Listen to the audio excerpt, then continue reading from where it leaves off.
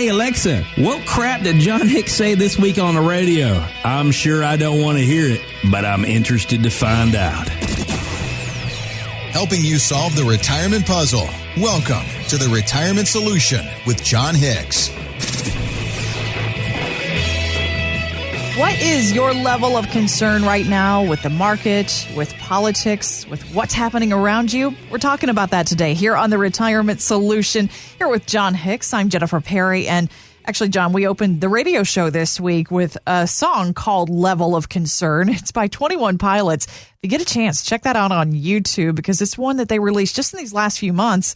And they wrote it during the pandemic. Yeah, I mean, they're talking about quarantine. You got to respect people that are just very skilled at their jobs. These guys wrote that song in like a week and a half after all this stuff, broke out, where we started having, people staying away and quarantines and all this mess. Yeah. I mean, that's just really amazing to me. And not only did 21 Pilots do it, but if you're a country fan, Luke Combs wrote that song 6 Feet Apart. I mean, he did that in like a weekend because he was tired of not being able to see his parents and not be able to see his fans and that kind of stuff. I mean, that's just real skill. Yeah. But I'll tell you one thing though, Jennifer, talk about level of concern.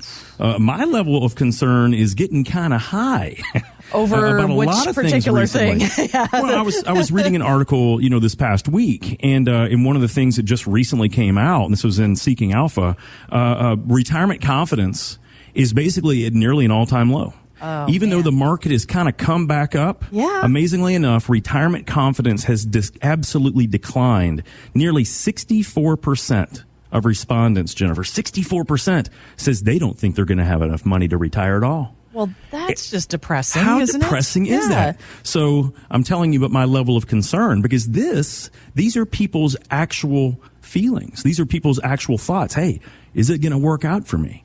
And what I want to tell everyone out there is it can absolutely work out. Don't get that confidence down, but you have to have the right game plan to make it work. One size don't fit all when it comes to these type of plans. Everything should be customized. Everything should be exactly appropriate for your needs. And no, what your neighbor does not affect you. Cletus. And it should never do it. Yeah, if I lived my life like Cletus, I'd be down in a refrigerator box down by the river in my retirement. And I'm not doing that. Nope. I am not doing that. I've already got a couple places scoped out.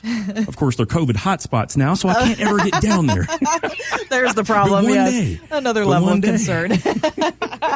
One day we will get there. And that's the thing right now. You can stay positive. You can actually have a plan. You can not rely on your neighbor Cletus for his financial advice. Please do not. But if you want to learn more, actually right now during the summer months, you can be using some of your time right now to learn more about how do you feel better about retirement, even with everything that's going on around us right now.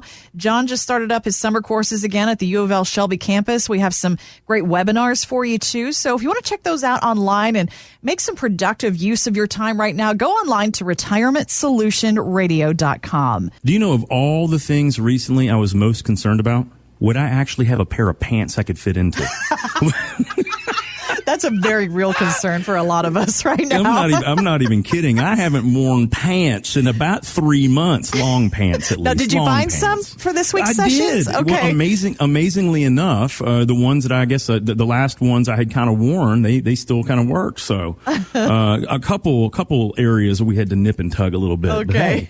Suck in the breath a little bit. That was my level of concern. I don't I'm like, blame my you. goodness. Well. Yeah, if you've been into my office here recently, and not very many people have, but the handful that have, they know, hey, I'm in dock shoes and shorts and polo shirts right now. There's just no reason to be uncomfortable and ticked off and COVID-y all at the same time. COVID-y, I love it. You might as well feel halfway decent about your day, unless you could drink at noon, and we're trying not to do that around here anymore. No, trying not to. Because there was a very brief period when I was really thinking about it. I think a lot of us were. Now, the other concern, and we have to just address this one because we're hearing from so many of our listeners right now who are bringing up what happens if Biden wins, John? So, yeah, we do have this little election coming up in just a few months now. Barron's Magazine says, whether you realize it or not, though, your political opinions usually affect your investment decisions. So you've been through several election cycles as a financial advisor, John.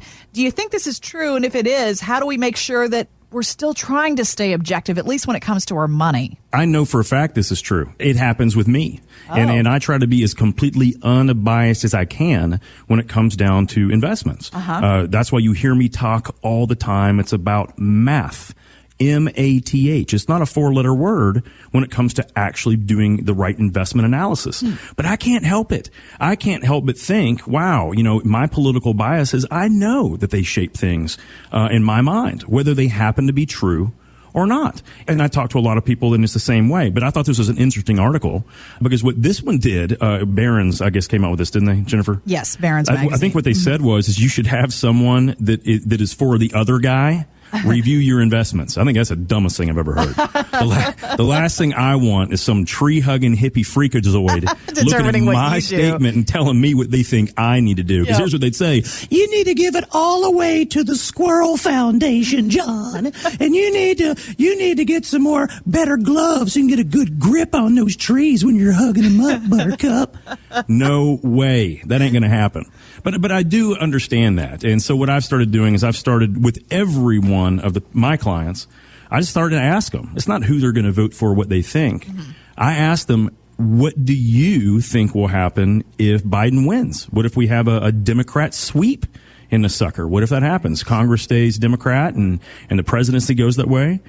Unbelievable amount of people say, oh, the world would go straight, to heck in a handbasket. And the one thing I would have to say about that is that's a feeling, that's an emotion. Right. That's probably not true. I mean, it probably won't happen that way. Ask the Never-Trumpers. Ask the Never-Trumpers what happened in 2016. Yeah. They don't like to admit it, but the market went through the roof at a hyperbolic rate. Okay. And so what I would say is that even if, and hopefully it doesn't go this way, but even if we have Joe Biden become president, the market's not going to free fall. I personally don't think it will free fall. Okay. Now, here's a really more interesting point, though. There is zero reason it should go up a ton from there, though. That's probably my point. Because if we potentially are going to have more regulation, more government spending, more tax rates. He wants to get rid of that corporate tax cut as well. If we did those things, why on earth would the stock market be worth the price point it's at right now? So the point is that I don't think it has to free fall, but there is no real reason for it to grow over the next 3, 4, 5 years if that be the case either. So that's a very interesting point. And what we really have to pay careful attention to in our portfolios, where is our safe money in that portfolio? Is it CDs and cash? Maybe we have some bonds, or maybe we get some, maybe we have some gold or something like that. Now, gold's volatile, but they use it as a hedge in portfolios. Because where are you going to pull the income from? Because if you got CDs, Jennifer, what are CDs paying these days? Zilch. Zero. Basically. Almost nothing. As a matter of fact, I had a client that came in and said, yeah, John, I was going to roll the CD over, and for a 5-year term, they were going to give me a whopping 1.125%. I'm like, you didn't do that, did you? He said, no, I didn't. I'm like, thank goodness. That would have been a bad idea. That would have been a bad idea. So, but where is your portfolio going to come up with the income you need to live off of if we don't have a lot of growth in the market? See, that's the biggest problem that we all are going to have to overcome. And even if Trump wins, guys, the market's kind of expensive.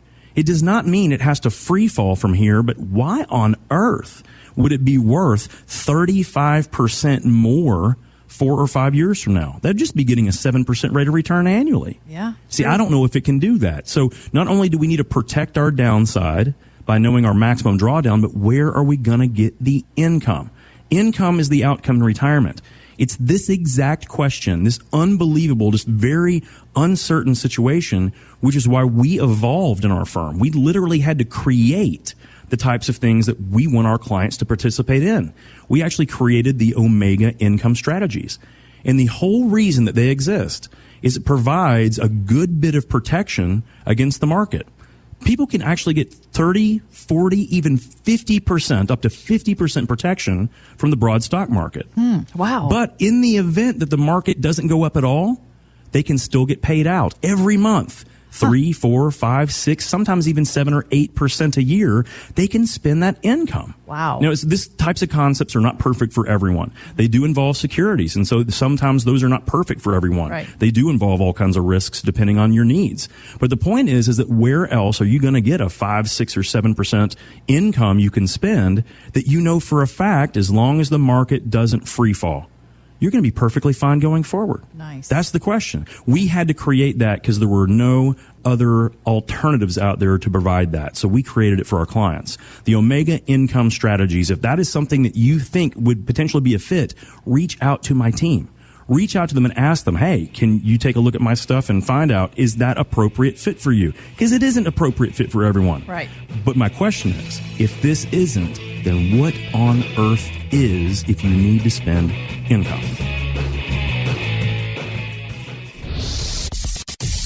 Have questions for John? Drop us an email at retirementsolutionradio.com.